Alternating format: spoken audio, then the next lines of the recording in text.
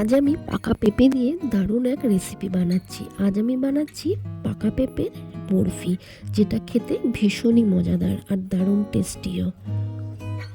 নমস্কার বন্ধুরা, আমি ঝুমা আর ঝুমার ক্লাউড কিচেনে সবাইকে ওয়েলকাম। আশা করছি আপনারা সবাই ভালো আছেন, আমিও খুব ভালো আছি। তো চলুন আজকের এই মজার রেসিপিটা শুরু করা যাক। এখানে আমি 1 কেজি ওজনের একটা হাফ পেঁপে নিয়ে নিয়েছি এবং এটা দেখতেই পাচ্ছেন ভীষণই পাকা, খুবই নরম হয়ে গেছে। অনেক সময় কি হয়, বাড়িতে আমরা পেঁপে নিয়ে আসি কিন্তু পরে থেকে অনেক সময় ওটা কি হয় যে বেশি পেকে যায়, নরম হয়ে যায়, তখন কিন্তু ওটা খাওয়ার কেউ থাকে না এবং কি করব তখন আমরা বেশিরভাগই কি করি, ফেলে দিই পেঁপেটা। তো আজকের এই ভিডিওটা দেখার পর কিন্তু বাড়িতে এরকম নরম পাকা পেঁপে থাকলে আপনারা কিন্তু একদমই ফেলবেন না। এইভাবে দারুণ স্বাদের কিন্তু এই পেঁপের আপনারা বরফি বানিয়ে নিতে পারেন। তো ভিডিওটা স্কিপ না করে কিন্তু পুরোটা দেখতে থাকুন। তো আমি পেঁপেটার ভেতরে দেখুন সমস্ত দানা আর ওর ভেতরের গায়ে যেগুলো শ্বাস মতন থাকে সেগুলো কিন্তু খুব ভালোভাবে পরিষ্কার করে নিয়েছি। তার কারণ ভেতরে যে সুতো সুতো মতন থাকে সেগুলো থাকলে কিন্তু একটু তিতকুটে খেতে লাগবে। তো ওটা পরিষ্কার করা নেওয়ার পরে আমি এই পেঁপেগুলোকে এরকম টুকরো টুকরো করে কেটে নিচ্ছি, আর অবশ্যই কিন্তু খোলাটা ছাড়িয়ে নিতে হবে। আর আপনাদের বলে রাখি, এই পেঁপেটা কিন্তু আমাদের গাছের পেঁপে, কেনা পেঁপে নয়। আর এই পেঁপেগুলো কিন্তু খেতে ভীষণই মিষ্টি হয়।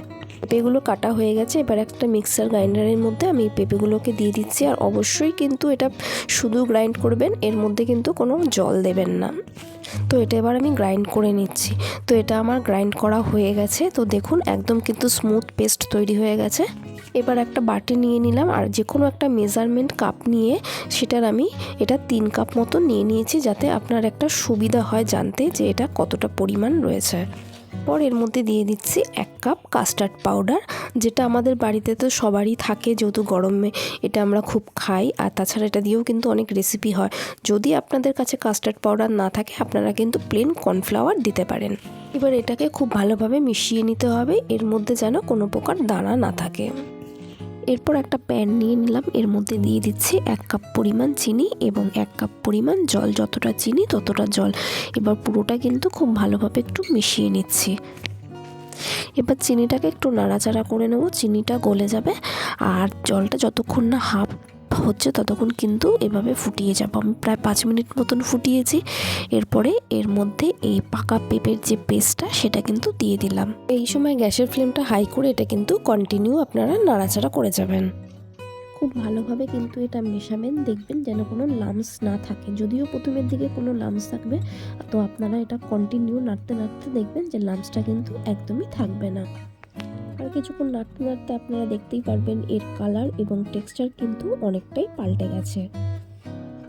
আর এটা দেখুন একটু একটু করে কড়ায় আটকে যাচ্ছে, আর তার থেকে বাঁচার জন্য কিন্তু আমাকে এর মধ্যে দিতে হবে ঘি।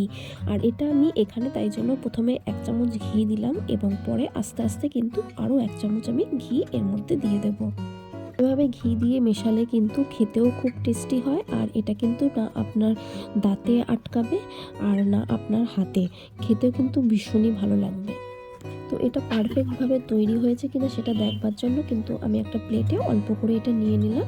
আর এটা যতক্ষণ না ঠান্ডা হচ্ছে ততক্ষণ কিন্তু এটা আমি মিশিয়ে নিচ্ছি আর একটু নাড়াচাড়া করছি। দেখুন যে প্যান থেকে কিন্তু এটা অনেকটাই উঠে আসছে। তো এটা আমি ঠান্ডা হয়ে গেছে, একটু দেখে নিচ্ছি, দেখুন সুন্দরভাবে কিন্তু এটা দলা পেকে যাচ্ছে।